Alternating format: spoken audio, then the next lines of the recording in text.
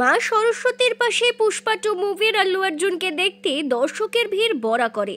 একদিকে মা সরস্বতীর মূর্তি, ঠিক তার পাশে রয়েছে বিশাল আকৃতির আল্লু অর্জুনের মূর্তি। চলচ্চিত্র জগতের অভিনেতা পুষ্পা 2 অভিনীত আল্লু অর্জুনের মূর্তি দেখার ভিড় দর্শকদের। দৃশ্যটি পশ্চিম বর্ধমান জেলার কুলটি বিধানসভার অন্তর্গত বড়া করে।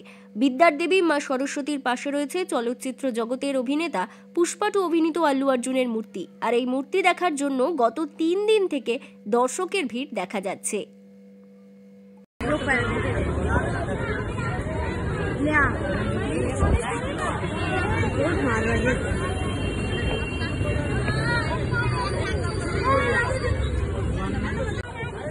आप आए थे बताओ।